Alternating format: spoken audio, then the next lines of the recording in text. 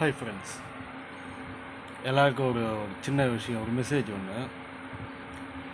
நம்ம எந்த அளவுக்கு நம்ம சம்பாதிக்கிறோமோ அந்த அளவுக்கு சம்பாதிச்சு ஒரு ரூபா காசாக இருந்தால் கூட தயவு செஞ்சு சொல்கிறேன், செலவு பண்ணாதீங்க, சேர்த்து வைங்க.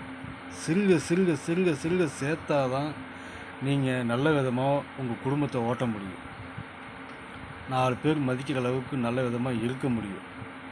இந்த காலத்தில் பணம் இல்லைன்னா ஒரு நாய் கூட நம்மளை மதிக்காது. நாயை விடுங்க, சொந்தம் கூட நம்மளை மதிக்காது, கூட பிறந்தவங்க கூட நம்ம மதிக்க மாட்டான், பெத்த தாய் தப்பம் கூட நம்மளை மதிக்க மாட்டாங்க, நம்மளை ஒரு கேவலமாக தான் பார்ப்பாங்க.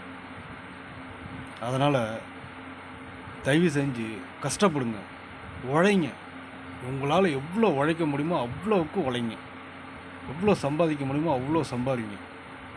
பணத்தை தயவு செஞ்சு விரயம் பண்ணாதீங்க, செலவு செய்யாதீங்க, வீண் செலவு செய்யாதீங்க. ஒரு நாளைக்கு நீங்கள் 50 ரூபா செலவு பண்ணிங்கன்னா மாதம் 1500 ரூபா செலவு. ஒரு வருஷம் நீங்கள் அந்த காசை நீங்கள் சேர்த்து வைங்க, அவங்க உங்கள் மனைவிக்கிட்ட கொடுத்து வைங்க. அந்த காசை உங்களுக்கு நீங்கள் கஷ்டப்படும் போது அந்த பணத்தை அவங்க கொடுத்து உங்களுக்கு உதவி பண்ணுவாங்க, நீங்கள் கஷ்டப்படும் போது.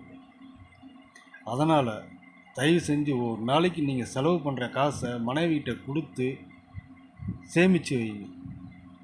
ஏன்னா கஷ்டப்படுற காசு என்றைக்கு வீணாக செலவாகாது. நான் அனுபவப்பட்டுக்கிட்டு இருக்கேன், அனுபவப்பட்டதை நான் மெசேஜாக போடுறேன்.